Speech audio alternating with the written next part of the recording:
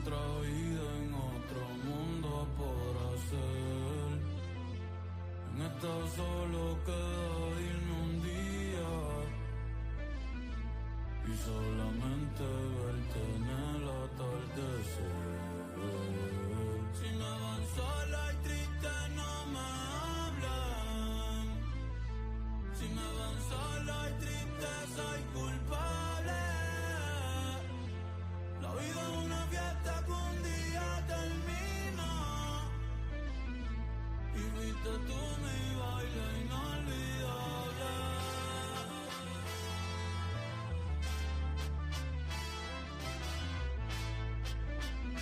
Y fuiste tú mi baile inolvidable.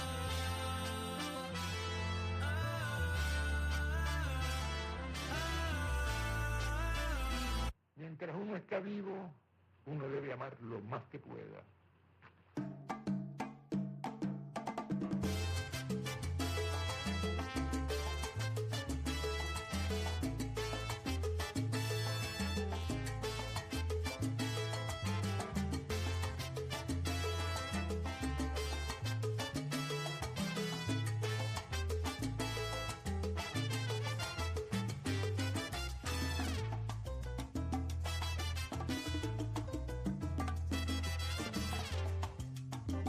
Pensaba que contigo iba a envejecer. En otra vida, en otro mundo podrá ser. En esta solo queda irme un día y ver pa'l cielo a ver si te veo caer. Si me ven sola y triste no me hablan. Si me ven sola y triste soy culpable. La vida es una fiesta que un día termina. Y fuiste tú mi baile inolvidable.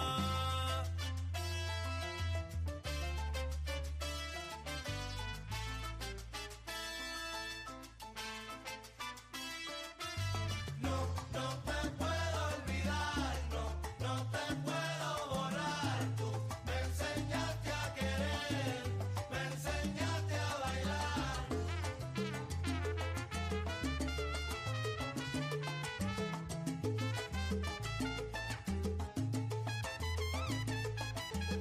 No te puedo olvidar, no te puedo borrar. Tú me enseñaste a querer, me enseñaste a bailar. Ay, dime cómo le va para olvidarte. Hay un paso nuevo que quiero enseñarte. En las noches ya ni puedo dormir. Lo que hago es soñarte. No te puedo olvidar, no te puedo borrar. Tú me enseñaste a querer, me enseñaste a bailar. Como tú me Bonjour à toutes et à tous, bienvenue dans ce live. Il est le 26 mars 2026.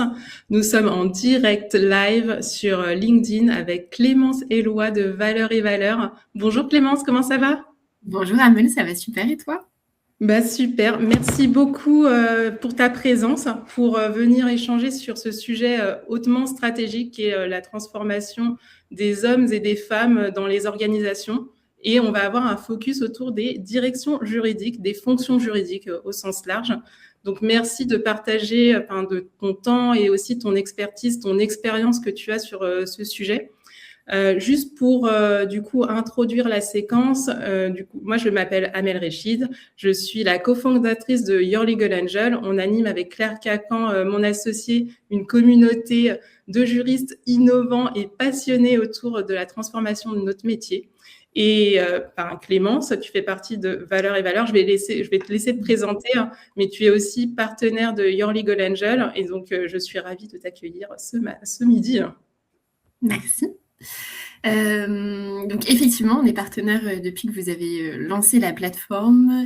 Donc Donc moi, je suis Clémence Éloi. Mon métier à moi, c'est d'accompagner les gens à mieux travailler ensemble avec 3 dimensions qui sont hyper importantes pour nous chez Valeurs et Valeurs, le sens, l'épanouissement et la performance.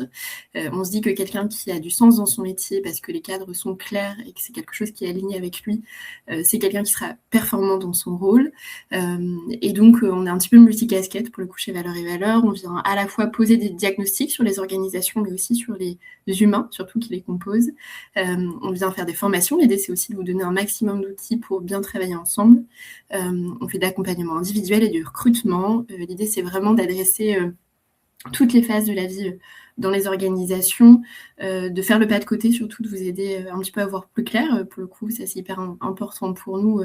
On sait que quand on est dans le système, des fois c'est très dur de voir clair sur la façon dont on fonctionne. Et donc notre métier se joue surtout à cet endroit-là. Et donc aujourd'hui, ça fait une petite dizaine d'années que Valeurs et Valeurs existe. Moi, je dirige l'agence de Lille. On en a 2 aujourd'hui, une à Dunkerque, une à Lille. On rayonne un petit peu dans toute la France et on accompagne toute typologie d'organisation, du privé, du public, de la petite entreprise, de la grosse entreprise, en vous donnant un maximum d'outils. Parfait, c'est très bien résumé et c'est pile dans la thématique du webinaire qui va être tourné autour de la transformation humaine quand on mène une transformation, qu'elle soit digitale, process, au niveau des équipes juridiques. Et donc notre webinaire, il va être axé autour de 3 temps forts. Un premier temps fort où Clémence va nous partager un peu son constat de ce qu'elle a pu observer, notamment dans les organisations que vous accompagnez aujourd'hui au niveau de Valeurs et Valeurs, qu'on puisse après reprendre du temps autour vraiment de ce qui bloque et de un peu décomposer d'où ça provient, d'où proviennent ces blocages et voilà pourquoi on en arrive là autour de ces blocages. Et après, on finit en apothéose avec la partie solution parce que l'idée, c'est de vous donner effectivement des pistes pour travailler sur ce sujet qui est la transformation humaine. Et donc, on abordera des axes de solution, des pistes de solutions qui peuvent être aussi intégrées dans votre plan de transformation humaine avec vos équipes. Mais du coup, si on commence un peu le webinaire plus en détail, aujourd'hui, on se rend compte qu'on a beaucoup de directions juridiques avec une roadmap de transformation digitale, potentiellement des projets IA, une roadmap LegalOps, parce qu'on a des LegalOps en interne et donc ça veut dire qu'on va devoir travailler sur des changements qui vont être plus ou moins lourds en fonction aussi des projets à adresser. Mais très peu ont une feuille de route humaine à la fin. Et on se rend compte aussi que 80% des transformations au sens large, et notamment les transformations digitales, échouent, non pas pour des raisons techniques. Généralement, les solutions, elles fonctionnent, le marché est fluide, mais pour des raisons humaines. Et donc, l'idée, c'est déjà peut-être avec un petit icebreaker au niveau des personnes qui sont connectées. On voudrait, avec Clémence, vous poser la question de, sur 10, à combien évaluerez-vous la préparation humaine de vos équipes face à vos transformations? Donc, on a un petit form que je vais diffuser, dans le chat, si je veux bien. Tac, tac, tac. Hop. Alors, c'est là que le sujet technique arrive. Alors, hop, afficher. Voilà, ça c'est pour afficher les commentaires. Et je voudrais utiliser mon chat pour diffuser. Hop, voilà. Hop, discussion dans le chat. Parfait. Et donc, je vais vous envoyer un lien. Tac, tac, tac. Je ne sais pas s'il va apparaître. S'il n'apparaît pas, c'est pas grave non plus parce que je peux aussi voir. Hop là, pour aller en direct. Chez moi, je l'ai vu apparaître en tout cas.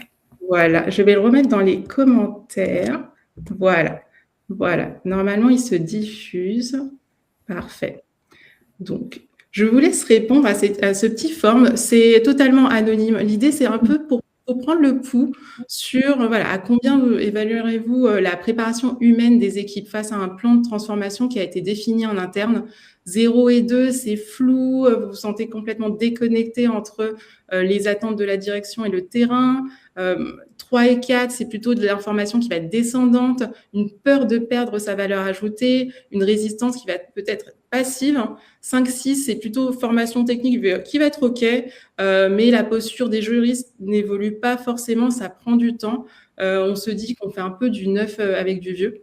7, 8, les freins, ils sont levés. On a des managers aussi qui sont présents, qui accompagnent aussi cette transformation humaine avec une vraie utilité métier. Et 9, 10, là, c'est vraiment parfait. On a une culture de l'agilité, on a un cadre clair, on a l'humain qui booste aussi au niveau de la technologie. Donc, n'hésitez pas à répondre. Voilà, il est bien là. Merci Magali d'avoir confirmé. Et donc, en plus, ce qui est bien, c'est que je peux voir les résultats en direct. Donc, je vais... La magie. Non, mais c'est hyper intéressant parce que, en fait, est-ce que finalement, on fait tous les mêmes constats ou non, il y a des écarts qui sont très forts. Donc, hop, pam, pam, pam, on commence à avoir des réponses. Hop là. Quand même des gens qui nous disent que, 7-8 pour l'instant, 66% qui disent voilà, les freins sont levés, les managers sont présents, il y a quand même une utilité, on comprend bien cette utilité. On a aussi du 0,2, voilà, ça aujourd'hui, là, c'est à 25%. Des informations, aussi 25% sur information descendante, peur de perdre sa valeur ajoutée, une résistance passive. Donc voilà, ça répond. OK, c'est bien. Parfait. OK. En termes de résultats, c'est intéressant. La moitié qui est plutôt on avance positivement, donc on est dans une dynamique. Et l'autre moitié où voilà, c'est beaucoup plus flou, il y a des résistances. Voilà. Est-ce que déjà, juste avec ces résultats un peu de masse, ça te fait écho ou ça va dans le sens de toi aussi ce que tu constates, Clémence ? Complètement. En fait, ça dépend énormément déjà de l'accompagnement que j'ai pu faire dans mon organisation. Ça dépend du terreau culturel aussi de mon organisation, des typologies de profils que je vais avoir en face de moi. Et donc, c'est assez intéressant parce que là, dans ce qu'on voit, c'est que c'est assez blanc ou noir, entre guillemets. Donc, soit oulala, pas du tout, soit oui, carrément. Et c'est globalement les constats qu'on fait dans les organisations. Soit j'en suis dans une phase de démarrage où j'ai des profils où c'est compliqué et peut-être on a un terreau culturel beaucoup plus dans la continuité, la stabilité, et donc ça va être quelque chose de complexe. Soit j'ai des profils assez agiles, j'ai suffisamment accompagné, on est déjà passé dans la phase de l'acceptation, donc aujourd'hui ça roule, les équipes ont compris l'utilité et ça fonctionne. Et donc nous, dans les organisations qu'on accompagne, on constate que c'est souvent ça, et que même des fois dans une même organisation, en fonction du service dans lequel on est, on ne vit pas du tout la même chose. Ouais. C'est parfait. Et donc, du coup, merci pour vos réponses. Continuez à répondre. On vous repartagera le résultat final. Vu qu'on est beaucoup sur ce live, sur le créneau, c'est hyper intéressant d'avoir un peu de données, de dire quelle est un peu la représentation aussi des participants sur comment ils se situent, comment ils s'auto-évaluent aussi sur ce sujet de transformation humaine. Du coup, rentrons dans le vif du sujet maintenant au niveau des constats. Et du coup, Clémence, je voudrais te poser une question sur toi, ce que tu as pu observer sur des sujets de transformation humaine qui ont échoué. Qu'est-ce que tu as pu constater sur le terrain? Qu'est-ce que tu as vécu aussi? Et surtout, un peu nous dire qu'est-ce qui a fait que ça a échoué aussi, pour essayer de comprendre d'où ça vient. Alors, le 3/4 du temps dans les difficultés que moi je peux voir dans les organisations qu'on accompagne, c'est un vrai sujet de je me focus sur l'outil, et je pense que c'est aussi quelque chose qu'on verra pendant tout le webinaire, c'est je suis énormément dans le comment.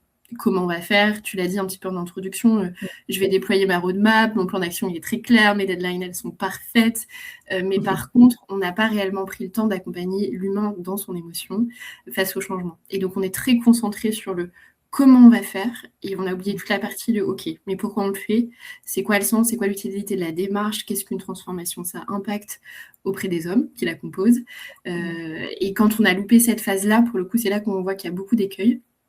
Et moi, je me souviens c'était au tout début que j'étais chez Valeurs et Valeurs, j'avais accompagné un dirigeant qui, pour le coup, qui lui accompagnait que des sujets de transformation des entreprises en réorganisation. Il m'a dit, le premier levier, ce que moi j'ai compris, c'est que le temps est une vraie stratégie dans un accompagnement, un changement, dans une transformation. Et là, je me suis dit, canon, parce que je pense qu'à cet endroit-là, il a tout compris. Et en fait, les organisations que moi, je vois qu'elles se prennent les pieds dans le tapis, c'est les organisations qui n'ont pas pris le temps au démarrage. Et donc, Oui. j'ai projeté sur mes équipes le fait que ça allait passer, ça va être génial. Et surtout dans des projets technologiques où il y a vraiment ce sujet de « mais attendez, ça va vous aider, ça va être génial, dans votre vie, ça va vous donner à gagner du temps, vous allez être encore plus performant. » Et donc, c'est génial et je t'embarque en disant que c'est génial parce que potentiellement, si moi, je projette que c'est génial et moi, j'y crois en tant que personne qui porte le changement, mais peut-être que la personne en face de moi, elle n'en est pas du tout là et ça, je ne l'ai pas pris en compte. Et donc, il y a souvent ce sujet de j'ai projeté mon propre mode de fonctionnement potentiellement qui est extrêmement tourné vers l'innovation parce que moi, j'adore ça, sur les personnes qui composent mon organisation. Et donc, à cet endroit-là, ça n'a pas du tout fonctionné. Et j'ai oublié profondément d'aller accompagner ça. Et en fait, le risque, moi, je dis toujours dans les accompagnements que je fais, c'est que le temps que je ne prends pas au démarrage de ma transformation, je vais le récupérer après. Il n'y a pas très longtemps, on a accompagné, pour le coup, une grosse organisation dans le retail qui a mis en place des systèmes de pointeuses dans leurs magasins, chose qui n'existait pas avant, donc une innovation pour eux. Ils n'ont pas du tout accompagné le changement, ils sont hyper agiles, ils se sont dit bah, il n'y a pas de sujet, pour le coup c'est hyper facile, ça ne change pas grand-chose. Et tout le service paye a démissionné. Et donc là, plus personne ne savait faire la paye dans l'organisation. Et donc, c'est embêtant quand même, si on ne sait plus faire la paye. Et là, ils se sont rendus compte que, en fait, j'ai cru que j'allais gagner du temps, mais tout ce que tu répercutes après, donc tu passes 2 fois plus de temps à éteindre les feux, et en plus, tu as abîmé des gens dans l'affaire. Et donc, vraiment, pour le coup, les endroits où ça s'est plus les pieds dans le tapis, c'est les endroits où j'ai pas pris le temps en phase de démarrage. Ça veut pas dire non plus qu'il faut prendre 1000 ans, pour le coup, bien évidemment, il faut avancer avec agilité, mais une vraie transformation réussie, elle se fait avec une vraie phase de structuration et de diagnostic de ces équipes.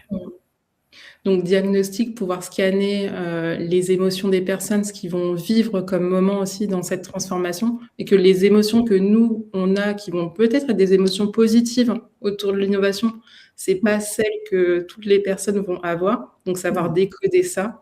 Et deuxièmement, comment on les accompagne pas à pas, de manière adaptée. Et donc, ça suppose aussi des parcours de conduite du changement, mais aussi de formation qu'on va du coup dérouler et adapter en fonction de l'impact qu'on a mesuré dans le diagnostic. C'est bien ça ? Complètement. Il y a un vrai sujet en tant que leader aussi du changement, et ça, moi, j'y suis hyper attachée. Vous êtes les premiers à devoir porter cette transformation-là. Donc déjà, est-ce que moi, je suis solide dans mes baskets, dans cette capacité à le porter ? Est-ce que je suis alignée avec la transformation qu'on est en train de mener ? Et comment je ne projette pas mon mode de fonctionnement sur les équipes que j'ai en face ? Ça peut être à la fois dans ce côté, moi, j'adore et j'ai envie de la porter parce que c'est dans mon mode de fonctionnement, comme à l'inverse, moi, j'ai peur. Alors que peut-être que j'ai des équipes pour qui c'est pas du tout un sujet. Et donc, dans ces phases de transformation, il y a un vrai sujet d'individualisation de l'accompagnement. Ce qui s'appliquera à une équipe, ça s'appliquera peut-être pas à une autre. On va tous vivre notre courbe du changement, par contre, ça c'est un fait. Mais chacun a son rapport au changement. Et donc, il y a un vrai sujet d'individualisation où je dois embarquer une somme d'individus au service d'un projet collectif. Ouais, très bien. Surtout, sur le live, n'hésitez pas à interagir aussi si ça vous évoque des sujets que vous avez vécus. On prendra les commentaires au fil de l'eau avec Clémence. On essaiera d'y répondre, même si là, on va rentrer un peu plus dans le concret sur ce deuxième temps fort du webinaire.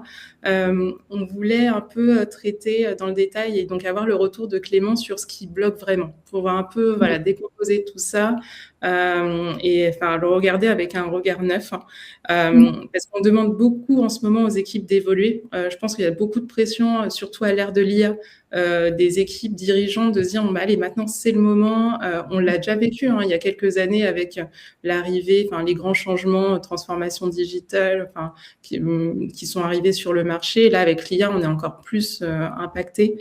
Mais voilà, on ne donne pas forcément le temps et l'espace aux personnes de se dire comment je tiens compte de cette évolution et comment je l'amène au fur et à mesure auprès des équipes. On a des temps qui sont de plus en plus courts pour mener des projets. La pression de la rentabilité, du retour sur investissement, les investissements sont de plus en plus importants, donc ça veut dire un retour sur le marché qui est plus rapide. Et donc, il y a un premier élément qui est la perte des repères, qui est un premier point de blocage. Et donc ça, c'est intéressant d'un point de vue d'un juriste aujourd'hui quand on le regarde, parce qu'aujourd'hui, quand on est juriste, on tire beaucoup notre valeur de notre expertise technique. Et aujourd'hui, déjà maintenant, si l'IA générative remplace une partie de notre expertise, comment on va l'aider un peu à redéfinir son utilité sans qu'il se sente dévalorisé ou dépossédé de son expertise. Donc, du coup, je voudrais vraiment t'entendre sur cette partie-là, sur ce que tu en penses et qu'est-ce que vit finalement le juriste qui est confronté à ça. En fait, c'est assez intéressant parce que c'est très spécifique à ces métiers qui sont assez techniques, mais finalement, nous, on le voit beaucoup dans tous les accompagnements qu'on peut faire. C'est est-ce que l'IA va aujourd'hui me remplacer? Il va remplacer une partie des tâches que je vais faire, effectivement. Je vais devoir faire évoluer mon métier, je vais devoir le faire différemment, mais il ne remplacera pas mon expertise. Donc, souvent, je le nomme... moi, avant, j'étais juriste, pour le coup, c'était donc aussi mon domaine. Et donc, le juriste, en soi, il a une boîte à outils. En fait, on lui rapporte un problème, il a une boîte à outils. Il vient me décortiquer pour proposer des solutions qui mettent en sécurité de fait l'organisation dans laquelle ils sont ou l'organisation qui conseille. Et donc, le métier en tant que tel, il évoluera pas parce que l'IA aura fait beaucoup plus vite que moi mes recherches ou m'aidera dans ma rédaction. Par contre, effectivement, ça va impacter ma façon de faire. Et donc, ça va avoir un sujet vraiment, pour le coup, ce que ça va impacter, c'est ça va créer de la peur. Pour le coup, la peur qui est liée aussi à je ne vois pas ce qui va se passer. C'est exactement la même chose quand vous conduisez sur une route. Si vous êtes dans le brouillard et vous dites « Ouh là là, mais où est-ce que je vais ?» Vous ralentissez, vous avez peur et vous projetez potentiellement les accidents. La peur, c'est quelque chose qui peut être rationnel comme assez irrationnel à plein d'endroits. Et donc là, comme je suis dans le flou sur comment ça va impacter mon métier, c'est à ces endroits-là finalement que je vais crisper dans le changement et je ne vais pas du tout avoir envie d'y aller parce que je suis vraiment pas rassurée. Donc il y a un vrai sujet d'aller accompagner ce changement qui en fait, la peur c'est lié à n'importe quel changement dans une organisation, quand je t'annonce une réorganisation, quand je t'annonce un changement de RP, enfin, peu importe l'outil, la méthode, le moyen, en fait la peur est très souvent là. Et donc le vrai sujet c'est d'accompagner ça comme une courbe du changement assez classique. En fait, je suis dans une perte de repères, je vais commencer par me dire non, ça n'arrivera pas, je suis dans le déni, phase que j'adore hein, personnellement. Si je ne vois pas, si je ferme les yeux, ça n'arrivera pas. Donc ça, c'est une phase où voilà, j'ai le choc, je sais que le changement va arriver, mais j'ai pas forcément envie d'y aller.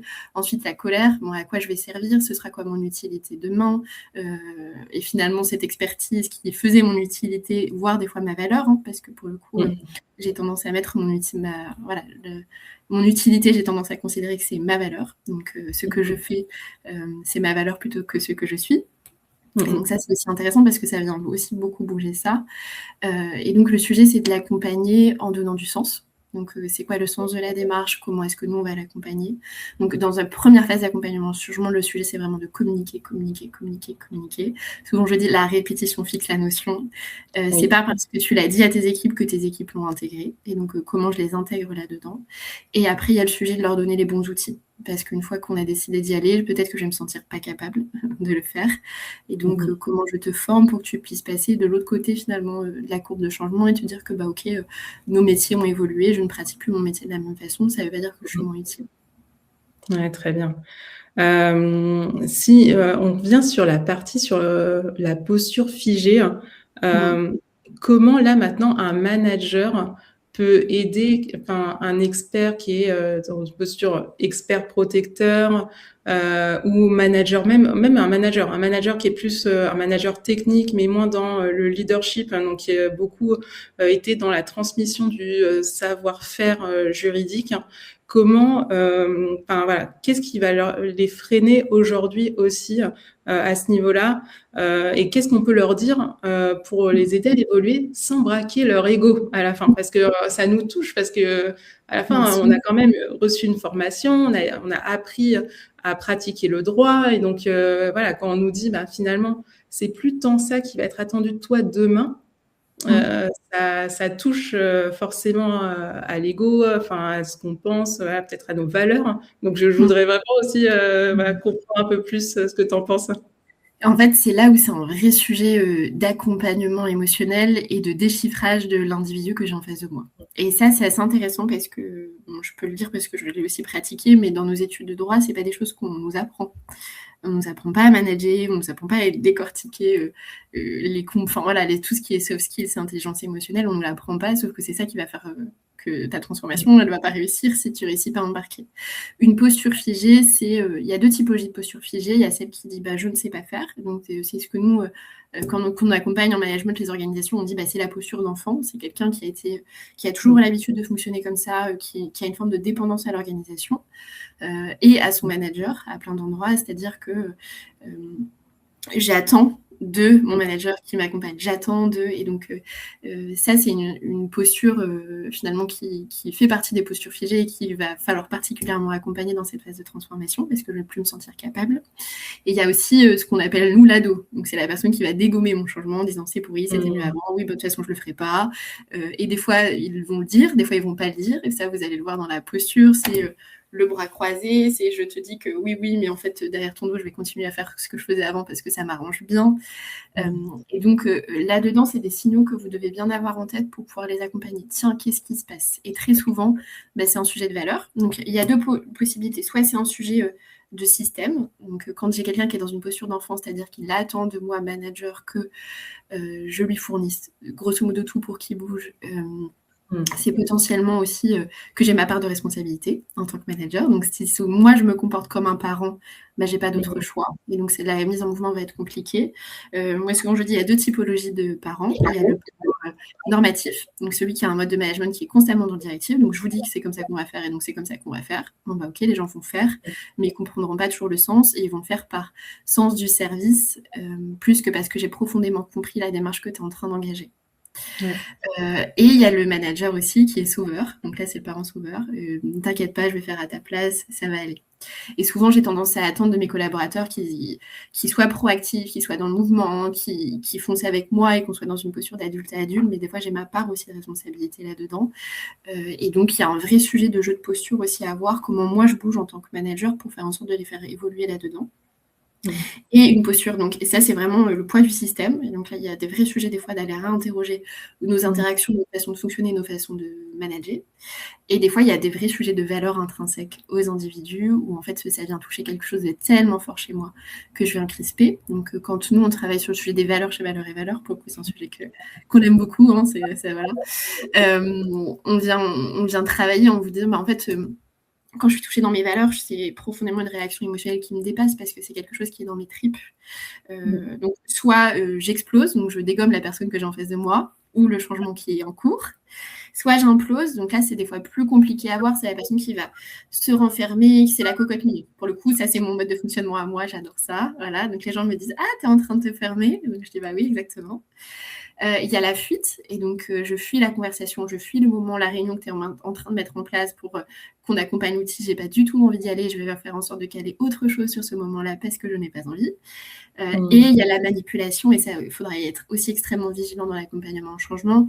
La manipulation, c'est je vais aller voir mon collègue en lui disant t'as vu ce qu'il a fait machin, ou cette réunion ça sert à rien, oui de toute façon cette outil on va pas l'utiliser.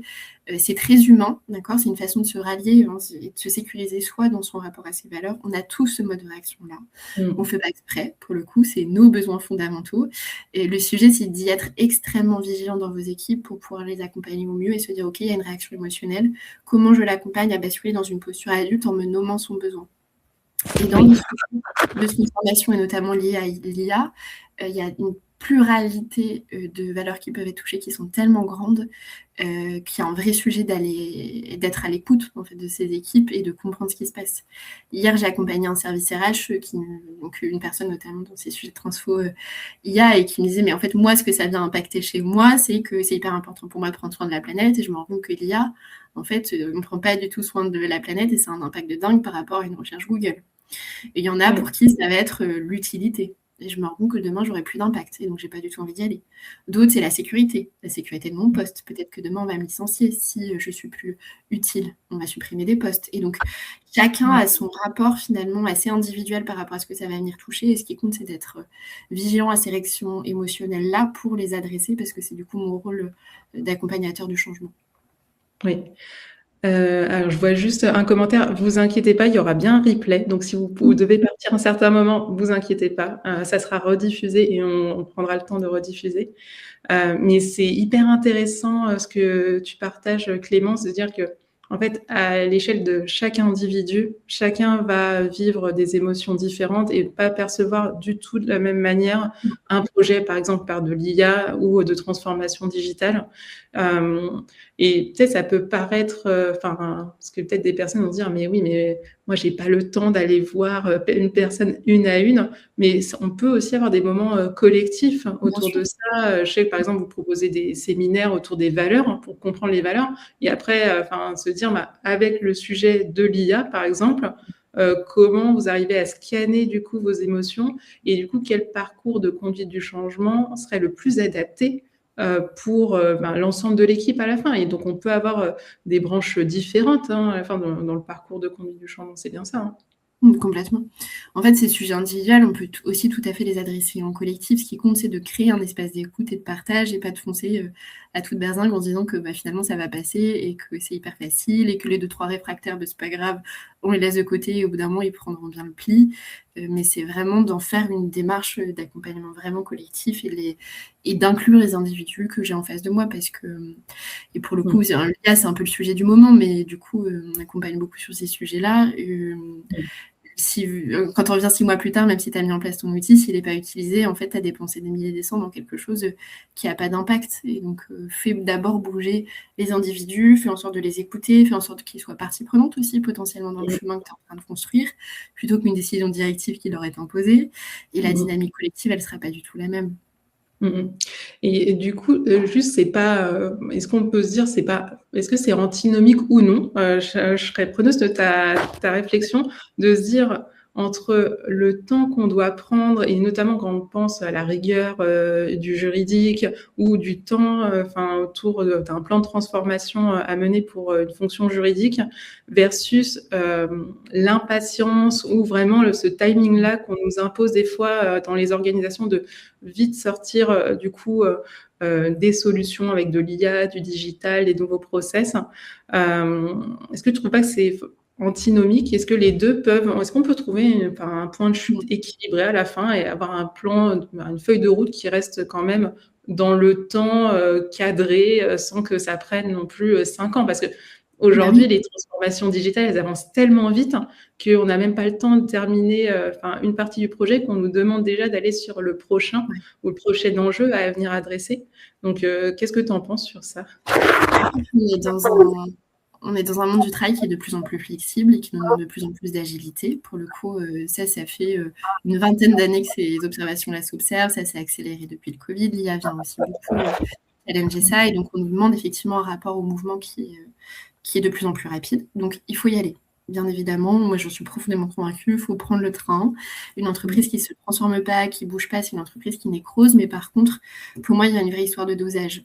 Quand on accompagne sur les changements du monde du travail, on dit, il y avait l'inertie, donc on était sur des choses plutôt stables, une transformation d'entreprise, ça prenait des années, etc. Et maintenant, on est plutôt dans une forme d'agilité.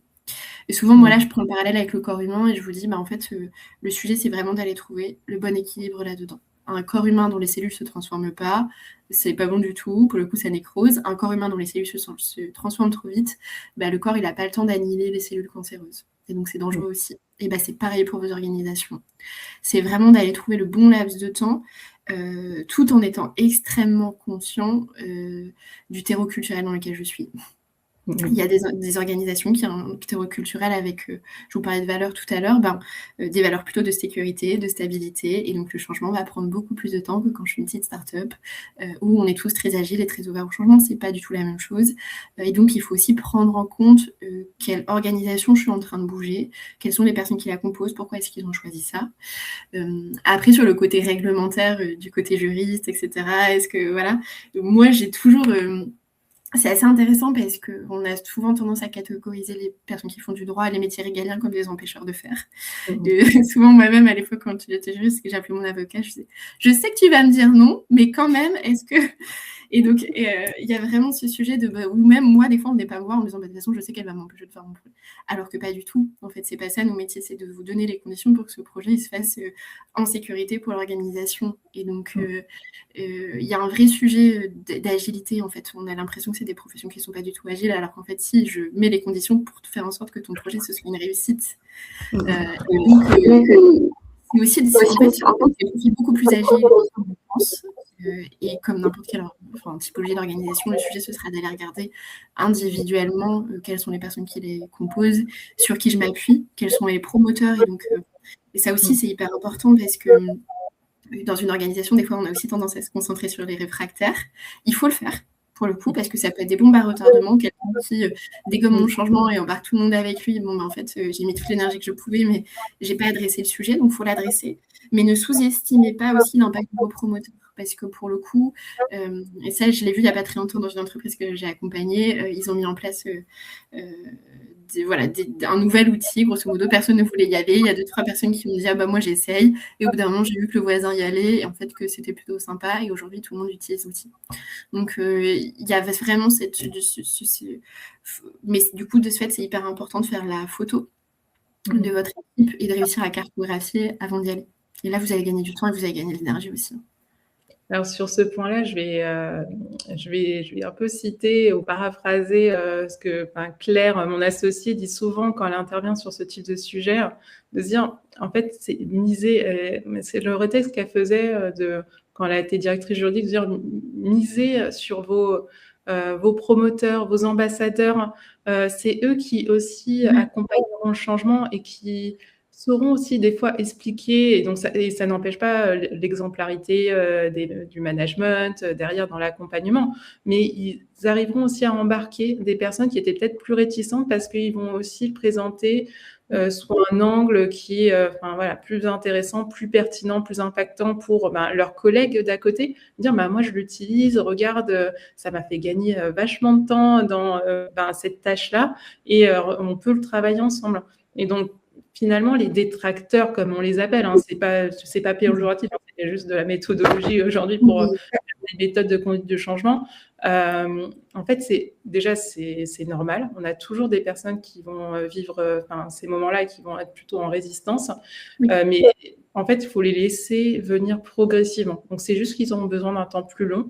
Et ça n'empêche pas que la transformation digitale ne puisse pas se faire. À la fin, elle pourra quand même être menée. C'est juste à un moment donné, la personne qui est du coup en posture réfractaire ou dans la défiance, va avancer, elle verra les gens évoluer peut-être plus vite qu'elle, et peut-être à petit, elle reviendra dessus. Donc, l'idée, c'est pas de la laisser sur le côté complètement. En fait, dans l'histoire de terreau culturel, de culture entreprise, d'accompagnement au changement, il y a aussi ce sujet profond de mimétisme. Et donc, la réaction émotionnelle, il faut l'adresser, il faut la comprendre, pour pouvoir embarquer. Mais profondément, en fait, l'être humain n'a qu'une seule envie, c'est d'être aimé. Et donc, quand je vois que le système est aussi en train de bouger, au bout d'un moment, je vais aussi me rejoindre par ce profond besoin de sentiment d'appartenance. Et donc, souvent aussi, vraiment... Pour moi, dans l'accompagnement au changement, et tu l'as aussi bien rappelé, Amel, il y a mes promoteurs, ceux qui sont à fond, ceux qui ont envie. Tout à l'heure, quand vous avez fait le questionnaire, c'est mes 8 à 10. C'est bon, le changement, il est acquis, ils ont envie, ils sont promoteurs, ils voient l'opportunité. Il y a un ventre mou, entre guillemets, les neutres, et il y a les détracteurs, où là, il y a un vrai sujet émotionnel que je dois du coup aller accompagner. Et du coup, comment j'adresse les deux pour que mon ventre mou puisse passer dans la partie promotion et que les outils soient bien utilisés et que du coup ma transformation elle soit réussie. Ce qui est bien dans tout ça, là on va pouvoir passer sur notre dernier temps fort et qu'on ait plus de temps pour échanger maintenant sur la partie un peu plus outils et solutions d'accompagnement. La bonne nouvelle, c'est que déjà, c'est pas des choses, c'est pas juste du bien-être au niveau des équipes, c'est pas des concepts flous. Il y a des méthodologies aussi qui s'appliquent, que vous adressez notamment chez Valeurs et Valeurs, et qui sont des méthodologies qui ont été vécues avec de l'expérience, et ça se pilote à la fin. Et donc, l'idée, c'est de parler de 3 outils, 3 outils pour un peu accompagner l'évolution humaine d'équipe qui vit une transformation digitale. Et donc, on a l'outil numéro 1, faire évoluer les postures. Et donc, si on a une personne qui est dans une posture défensive ou critique vis-à-vis du projet, quelle va être la première étape pour l'amener vers une posture plus en autonomie ou vraiment se sentir à l'aise aussi dans un nouvel outil à prendre en main, un nouveau sujet à adresser? Donc, je l'ai un peu diffusé du coup tout à l'heure. Je peux te... voilà, mon cerveau fait des connexions, donc pour moi, Hyper au clair. Je relis les deux. Donc, il y a plusieurs choses à aller adresser. Il y a le système et la façon dont je manage. Donc, une personne qui est dans une posture plutôt dans la dépendance, comme je vous l'ai dit tout à l'heure, ou la posture ado, j'ai envie de dégommer ton changement parce qu'en fait, j'y crois pas du tout. Le sujet, ça va être comment je réinterroge potentiellement ma façon de manager. Comment j'intègre mon collaborateur. Si moi, je décide en directive qu'on va mettre en place cet outil et que de toute façon, vous n'aurez pas le choix sur le chemin et je te demande d'être à tel endroit, à telle heure et de le mettre en œuvre, vous avez beaucoup plus de chances d'avoir des personnes réfractaires parce que j'ai pas envie, j'ai pas choisi, et de toute façon, on m'a pas demandé mon avis.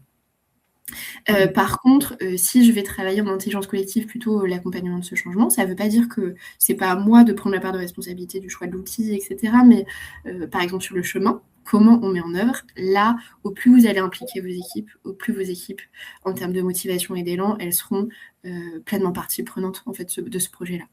Et donc, ça prend plus de temps. Décider tout seul dans son coin, ça va très vite. Je décide qu'on met en place ça, je vous informe qu'on met en place ça. Prendre des temps d'intelligence collective, ça veut dire trouver le temps. Ça veut dire créer des espaces d'échange. Ça veut dire que potentiellement, j'écoute la confrontation parce que tout le monde n'est pas d'accord autour de la table. Et donc, le chemin sera peut-être beaucoup plus long à écrire.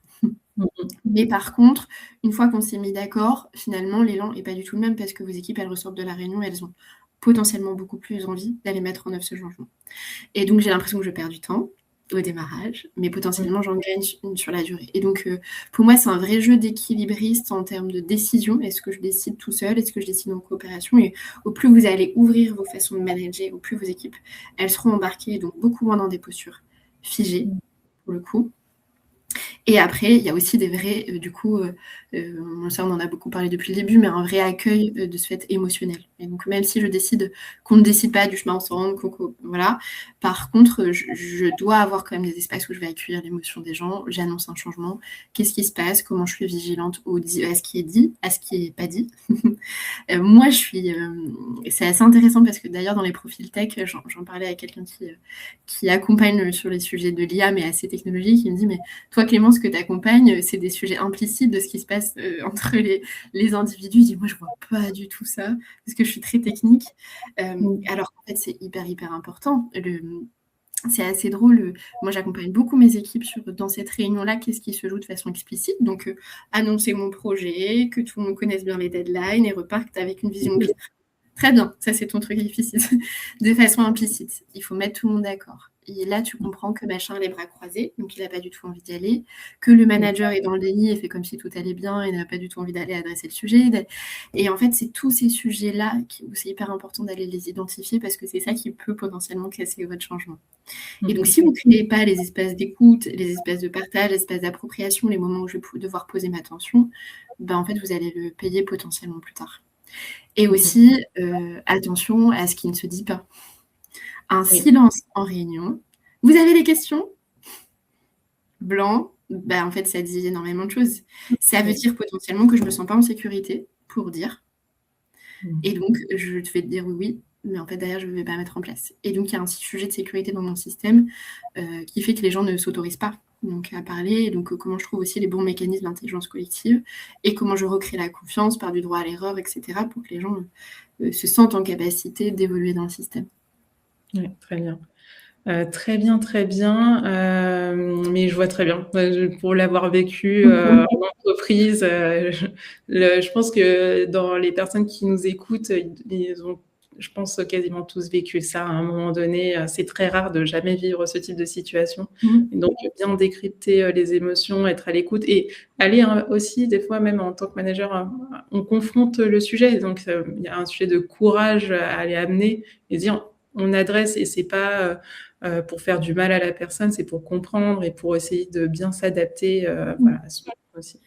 Et le bon sujet, ce sera... Ah, pardon. Il y a aussi, dans l'accompagnement, pour aller au bout du sujet, il y a aussi comment je ne prends pas non plus, néanmoins, le sac à dos de l'autre. Donc, si moi, je dois bouger dans ma posture managériale, c'est d'accompagner l'émotion. Donc, OK, il y a un sujet de tension. Là, il y a un outil qu'on a mis en œuvre. Je constate que ça fait 3 mois et qu'il n'est pas forcément utilisé. Tu continues d'utiliser ton fichier Excel alors qu'on a dit que voilà. De quoi tu as besoin? de reconnecter la personne à son besoin. C'est pas à moi de te dire que du coup, il faut y aller à tout prix. C'est, je t'invite aussi toi à être en posture du coup constructive et comment je te fais basculer dans la proposition où là, on va pouvoir du coup avancer ensemble sans que moi, je prenne ton caillou, que je mette dans mon sac à dos et que j'en fasse mon sujet. Ouais. Oui, exactement. Surtout, n'hésitez pas à interagir, nous poser des questions si ça évoque des choses. Je vois qu'on a Marie qui nous dit que c'est très parlant de poser les mots sur des choses qu'on ressent quand on vit ces conduites du changement et dire le fait de poser les mots sur les émotions, sur ce qu'on vit et se dire recentrer un peu le besoin. C'est le besoin de chacun individuellement pour travailler de manière collective. C'est essentiel. Deuxième outil, le plein potentiel. Plein potentiel. Ça, j'ai vraiment envie que tu nous décryptes un peu ce que c'est, un peu pour cartographier les motivations des équipes sans que cela soit perçu comme une intrusion dans leur personnalité ou un jugement de valeur. Je trouve que c'est intéressant aussi de le décrypter. Donc, qu'est-ce que tu peux nous dire sur cet outil-là ? Et donc, le sujet, c'est aussi d'accompagner les bonnes personnes à être à la bonne place dans vos sujets de transformation. Et donc, d'aller travailler la conscience et la connaissance de soi. Souvent, moi aussi, je dis dans le management, les endroits où je ne suis pas bon, c'est les endroits où je suis incompétent, inconscient, et donc je ne sais pas faire et je ne vois pas que je ne sais pas faire. Et donc, le plein potentiel, c'est un outil qu'on a développé chez Valeurs et Valeurs. Pour le coup, c'est notre démarrage qu'Amélie, quand elle a créé Valeurs et Valeurs, elle a créé le plein potentiel. L'idée, c'est d'accompagner chaque personne grosso modo à être au maximum de lui-même dans ce qu'il peut donner.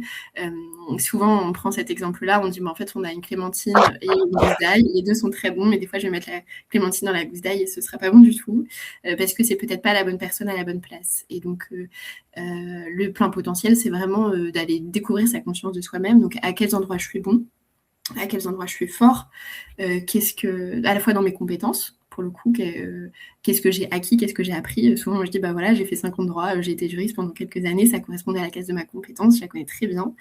Mais ça ne veut pas forcément dire que je serai bonne ici éternellement et que c'est ma zone à moi à fond. Donc, on vient travailler aussi avec la notion de talent, de ce fait chez Valeurs et Valeurs que tu connais, parce que je t'avais accompagnée à l'époque sur ces sujets-là. C'est qu'est-ce qui est plutôt de l'ordre de l'inné, en fait, à quels endroits toi, t'es bon.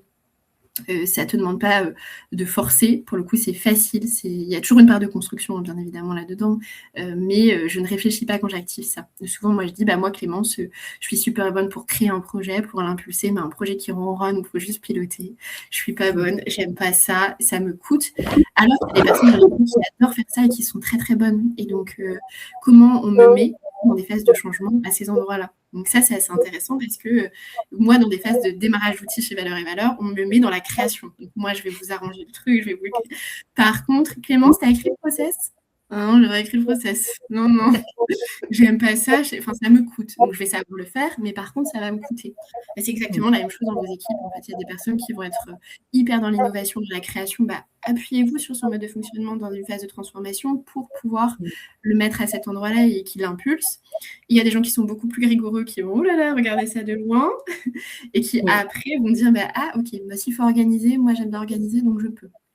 Donc là, c'est des exemples concrets, mais vraiment remettez aussi les gens dans leur zone d'excellence pour que ça ne soit pas trop un fardeau. Et donc ça implique aussi de bien cartographier son équipe. Et ensuite, du coup, dans le plein potentiel, on se dit c'est pas tout d'être excellent en endroit, il faut aussi avoir profondément envie. Et donc, on vient aussi travailler la mission, donc à quoi je sers, à quoi je contribue. Et ça, c'est hyper important d'avoir des cadres clairs dans les organisations. Si je me lève tous les matins dans un environnement où je ne sais pas ce que je fais là, si le projet n'a aucun sens pour moi, j'aurais pas envie d'y aller. Donc, comment on remet du sens là-dedans.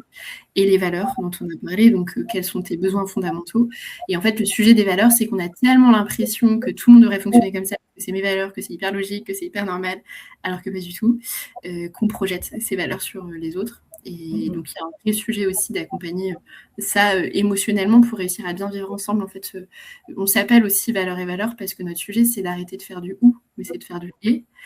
Et dans les organisations, comment on cohabite. En fait, c'est pas ta valeur ou ma valeur, c'est pas ton besoin ou le mien, c'est pas ton mode de fonctionnement ou le mien. Ce qui fait qu'on va bien fonctionner ensemble, c'est quand on comprend bien chez chacun la force et les besoins. Et alors, pour le coup, pour l'avoir vécu, séminaire sur les talents et les valeurs, c'est des outils qui sont hyper puissants, je trouve, pour une équipe, pour se décrypter, parce que en vrai, c'est compliqué de savoir quels sont les talents des uns des autres, et même pour nous-mêmes, des fois, on n'a même pas conscience qu'on a des forces en nous, et d'aller chercher ces complémentarités-là, et donc aller chercher aussi des juristes, des personnalités très différentes. C'est une force tellement puissante dans une équipe juridique. Ça va démultiplier l'impact parce que en fait, vous allez pouvoir vous appuyer sur les bons talents au bon moment, et quand il y a des sujets de valeur, savoir dire ok, comprendre pourquoi je vis cette émotion-là, et se dire individuellement pourquoi je le comprends et comment je l'exprime après à l'autre pour aller expliciter mon besoin, comment je dois être accompagnée. On a Magali dans le chat qui nous dit que, on est OK aussi pendant ces périodes de changement, qu'il y ait aussi des baisses de performance, et pouvoir se le dire aussi dès le démarrage, que c'est OK, on sera un peu moins performant, mais parce qu'il faut vraiment qu'on adresse ce projet-là et qu'on soit au rendez-vous à terme. Et donc, aussi l'explicité, mais du coup, ça permet d'aller sur le troisième outil, qui est le cadre clair et la communication impactante, dont c'est la parfaite transition. Moi, je dis tout le temps, partout, là où je vais, vraiment, et c'est les trois quarts des nœuds dans les organisations, pour moi, c'est des sujets de communication. Est-ce que j'ai dit avec impact? Est-ce que j'ai fait un sous-entendu? Et cadre clair. Moi, je dis tout le temps, est-ce que vos cadres sont clairs? Si tu es fou dans ta communication, si tu es fou dans tes cadres, les gens vont venir s'engouffrer partout. Et c'est là qu'on casse le changement. Et donc, est-ce que j'ai été claire dans la façon dont j'ai communiqué, le pourquoi est-ce qu'on est là-bas, le comment on y va? C'est des phases aussi de changement où vraiment la répétition fixe la notion. C'est pas parce que je t'ai dit que tu as intégré. C'est pas parce que je t'ai dit que tu as été formé. Et c'est assez intéressant parce que moi-même, j'en vis les écueils. En ce moment, j'ai intégré quelqu'un dans l'équipe et elle dit, en fait, chez Valeurs Ever, je me rends compte que comme vous allez vite, des fois, vous me transmettez l'info, mais je ne l'ai pas intégré. C'est exactement la même chose dans les organisations qu'on accompagne. Donc, je vous dis aussi que ce n'est pas facile parce que je le vis en interne. Il y a plein de fois où moi, j'ai eu l'impression d'avoir communiqué des choses aux équipes et que c'était très clair. Et je reviens un mois plus tard et en fait, ce n'est pas du tout assimilé. Donc, elles ont entendu et j'en suis profondément convaincue. Mais par contre, je ne suis pas allée assez loin dans la diffusion pour que ce soit profondément intégré comme étant un changement. Et donc, il y a des vrais sujets d'aller remettre de la clarté dans les cadres, et des sujets de transphobia sont aussi et d'outils en général, une façon de remettre des cadres, et ce qui fait que des fois c'est compliqué parce que le flou m'arrangeait bien, mais vraiment au plus vous allez être clair dans le sens que vous allez donner dans le chemin, dans la façon dont on fonctionne, dans les périmètres de chacun et dans votre communication, au plus le changement se passera de façon fluide. Souvent, ce qui est conseillé, c'est vraiment dans le projet d'intégrer vraiment un vrai plan de communication et d'avoir des temps forts et régulièrement avoir des rappels, des méthodos, d'avoir vraiment ce cercle où on peut échanger, communiquer, soit pour venir rassurer, soit pour venir transmettre de l'information sur l'état d'avancement, prendre les feedbacks, parce qu'un projet, ça bouge, donc ça évolue et c'est OK qu'il évolue, et tenir compte un peu des feedbacks des uns des autres sans se dire que ça va tout retarder à la fin, mais d'avoir ces moments réguliers, ça met aussi en confiance les personnes qui doivent travailler sur le sujet et à terme bien mener la situation. Si des fois on dit là ça commence à devenir trop tendu, bon, peut-être il y a un autre chemin à prendre pour répartir la charge, et donc la communication, c'est hyper clé. Il y a ce que je pense, ce que je dis, ce que l'autre soit et ce que l'autre interprète. Donc, vous avez vous prendre les pieds dans le tapis. Des fois, c'est très épuisant en tant que porteur de projet, et ça, vraiment, je le dis, je sais que c'est pas évident, mais des fois, ça vous met en colère. Dans les organisations que j'accompagne, les gens me disent, mais je l'ai dit 100 fois, ouais, peut-être qu'il faudra dire 100 fois. Peut-être que tu l'as dit, mais ils n'ont pas compris. Donc, peut-être que c'est pas le bon chemin, peut-être que c'était pas... Donc, il y a un vrai sujet d'aller aussi se réinterroger soi. Exactement, ça c'est hyper intéressant, avant qu'on conclue, de se dire que si le message n'est pas intégré à la fin, c'est qu'il y a un sujet, peut-être au niveau de la source, ça ne veut pas dire que... Non, mais plutôt dans la manière de le communiquer. Peut-être c'est un autre format à prendre, et venir questionner les personnes sur quel type de format de communication ils attendent pour se sentir à l'aise. C'est intéressant d'aller leur poser les questions, de réinverser, dire, comme tu disais, redonne-moi ton besoin, quel est ton besoin en termes de communication. Et nous, on peut s'adapter. Les chefs de projet, ils ont ce rôle-là, ils sont agiles, ils savent après réadapter en fonction de ces différents besoins. Okay. Et donc, on arrive bientôt à la fin de notre webinaire, mais du coup, en conclusion, Clémence, je voulais te poser une question. S'il y avait vraiment une priorité une pour un legal ops, un directeur juridique, un manager qui doit mener un plan de transformation auprès de ses équipes sur un projet IA ou un autre projet, à partir de lundi, qu'est-ce que tu lui conseillerais de faire pour qu'il se lance? Du coup, c'est pas de faire de la roadmap de déploiement de l'outil. Pour moi, c'est faire le pas de côté. Vraiment, avant de démarrer, prends le temps de faire le pas de côté. Ne fonce pas à toute vitesse dans ton plan de déroulé, mais plutôt d'abord fais le pas de côté, fais une analyse macro de ton équipe, de la façon dont elle fonctionne, avec un vrai plan d'accompagnement du coup des individus. La première phase pour moi, ce qui est essentiel, c'est de créer des ateliers, en tout cas des espaces où on peut venir poser nos peurs, nos craintes. Ok, on a un projet de transformation, tu fais 3 post-it, qu'est-ce qui me fait envie, qu'est-ce qui me fait peur, de quoi j'ai besoin. Et hop, allez, c'est parti, on y va, on lance le projet. Donc, pour moi, avant de démarrer, il faut faire le pas de côté, il faut faire le diagnostic de ces équipes, il faut accompagner soit collectivement, soit individuellement, du coup, les personnes que je vais avoir en face de moi. Et le deuxième sujet qui est hyper important, c'est de ne pas se sous-estimer soi.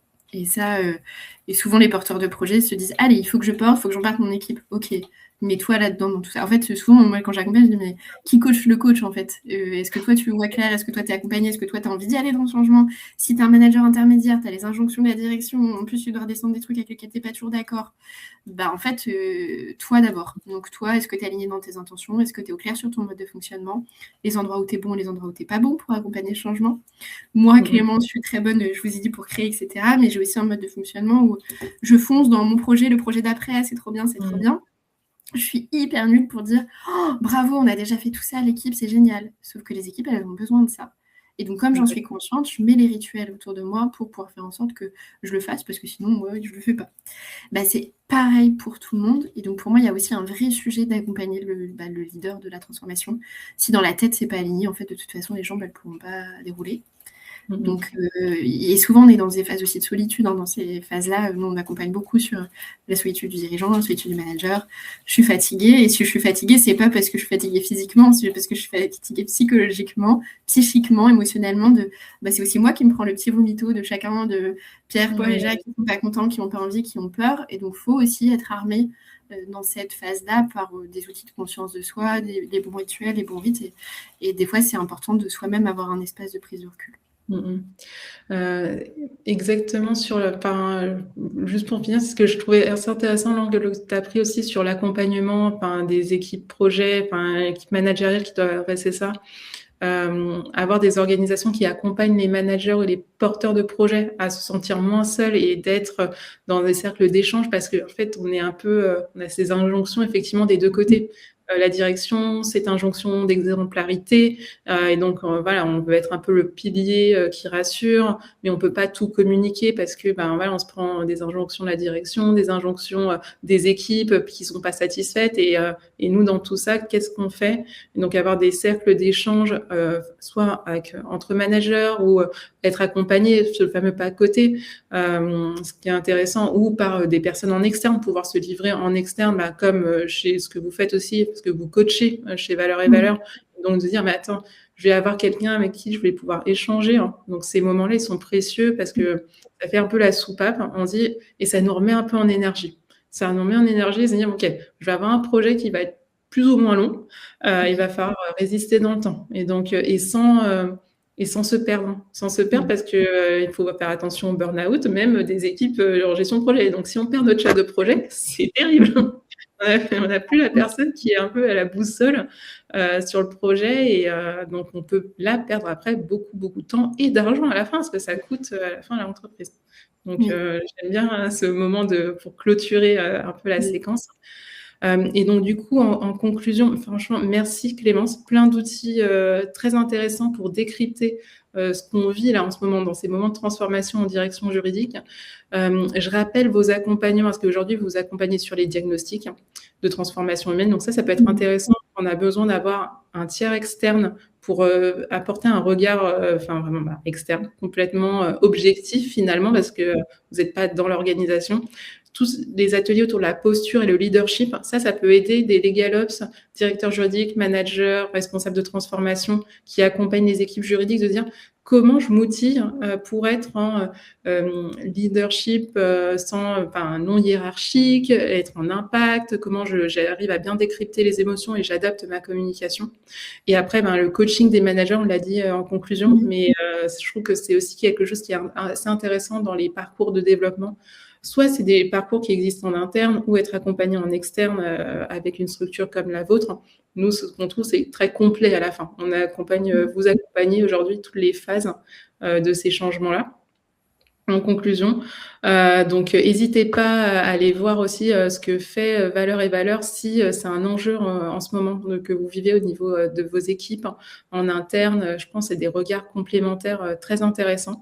N'hésitez pas à nous contacter côté Your Legal Angel parce que donc Valeurs et Valeurs est référencé sur notre marketplace. On fait des événements ensemble, on essaie de communiquer, relayer avec un discours très pratique pour vous donner des clés et vous guider dans tout ça et pour mener à bien et vous sentir vraiment satisfait après du résultat. Et pas se dire on l'a fait dans la douleur. Donc pour ça, merci. Est-ce que tu veux clôturer la séquence avec un mot de la fin, Clémence? Je voulais te dire merci déjà. Pour le coup, moi j'ai pris beaucoup de plaisir. Moi, c'est des sujets que j'aime beaucoup accompagner. Je sais que c'est des espaces dans lesquels on a besoin aussi à plein d'endroits de se sentir épaulé parce qu'on se sent très seul. C'est ce que je communique ici. Et donc voilà, vraiment pour le coup, merci beaucoup d'avoir créé cet espace parce que je pense que pour les personnes notamment qui participent, c'est un vrai sujet, c'est un vrai enjeu. On parle tout le temps de l'outil, mais des fois moi je dis en fait tu peux avoir le dernier outil à la mode, mais si tu n'as pas été formé pour être plombier, en fait tu n'y arriveras pas. C'est exactement la même chose, peu importe l'outil, le sujet c'est comment je me donne des bonnes clés au bon endroit pour pouvoir accompagner ça.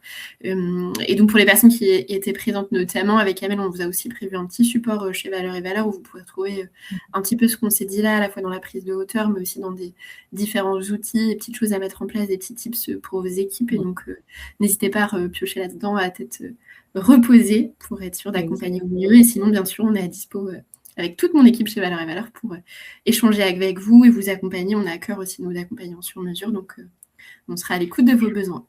Voilà, il est l'heure. Du coup, on ne veut pas trop vous retarder parce qu'il est 13h. Si vous devez aller manger, allez-y. Je nous mets un petit Bad Bunny pour la clôture. On s'attend plus, Amel. C'est ça. Et donc voilà, je mets un peu de musique, voilà. Surtout, prenez ce temps-là. Il est vraiment hyper utile. Voilà, on était là pour vous dans cette séquence et on se retrouve très vite avec plein de petits cadeaux, comme le disait Clémence. Donc, passez une très belle journée et à très vite. Merci beaucoup. Merci, au revoir.